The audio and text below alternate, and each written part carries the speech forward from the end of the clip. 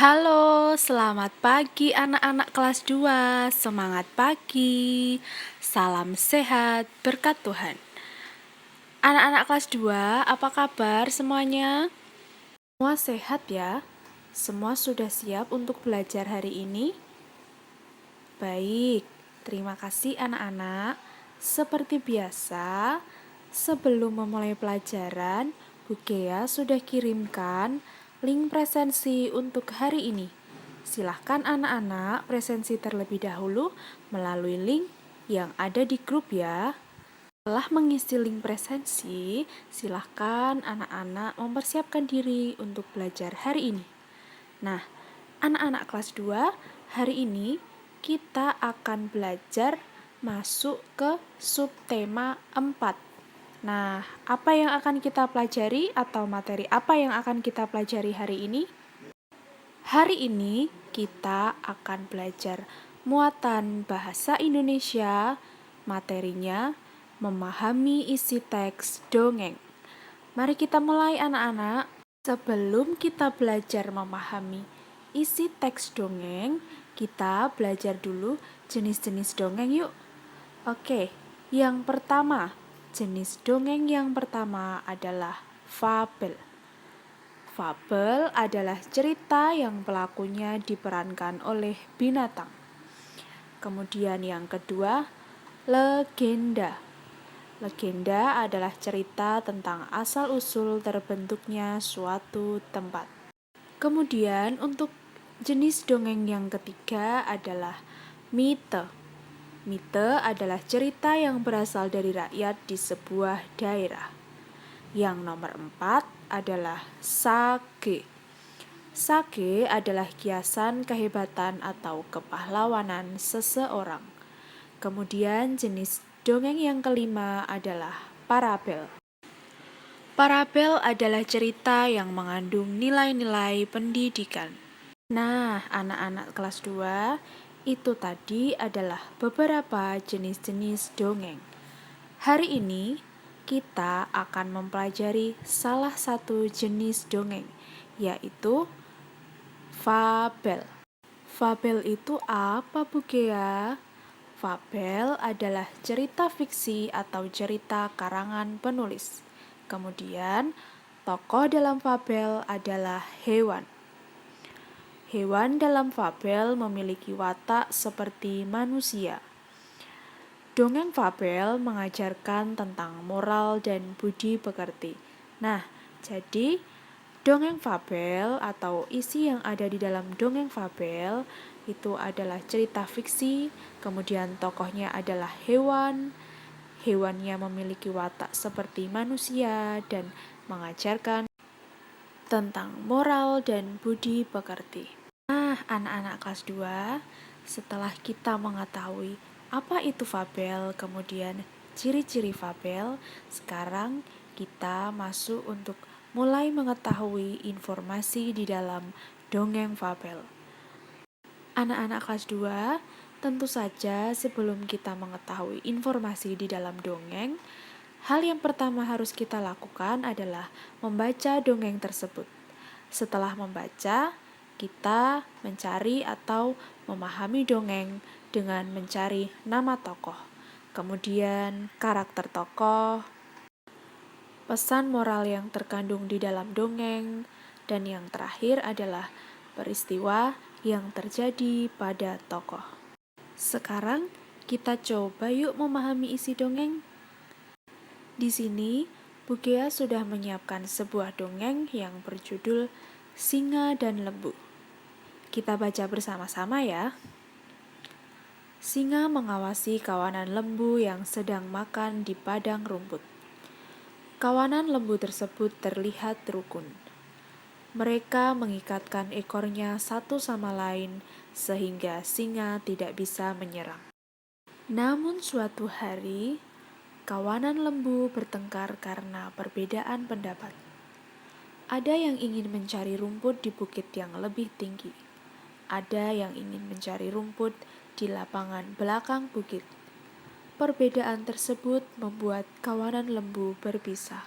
Saat lembu sampai di bukit yang lebih tinggi, singa sudah mengintainya. Tidak menunggu lama, singa menyerang lembu dengan cakar dan taringnya. Lembu dengan mudah dimangsa singa. Singa lalu menemukan lembu lagi di lapangan belakang bukit. Lembu tersebut juga tidak mampu melawan singa sendirian. Singa menerkam dan memakannya juga.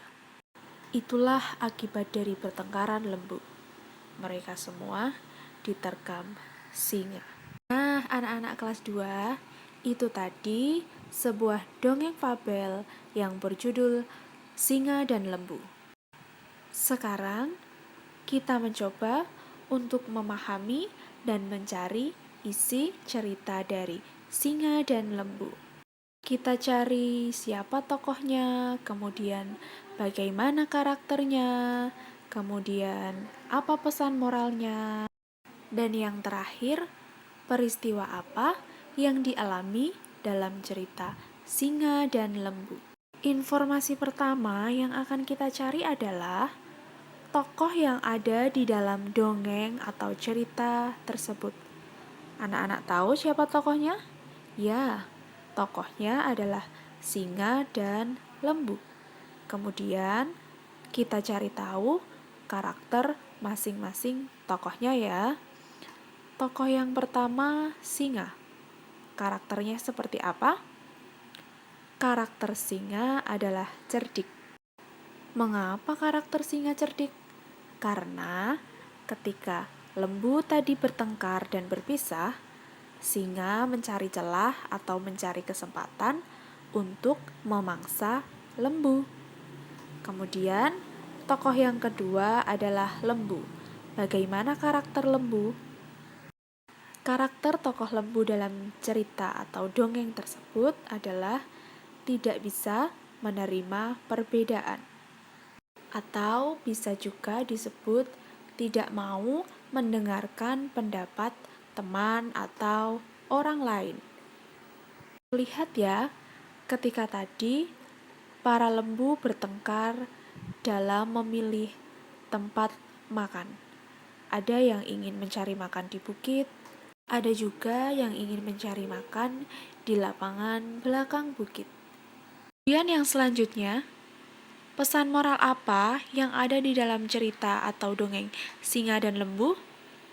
Yang pertama, pesan moralnya adalah kita harus bisa menerima perbedaan atau pendapat orang lain. Kemudian, pesan moral yang kedua adalah hidup rukun. Mengapa kita harus hidup rukun? Karena supaya tidak terjadi pertengkaran.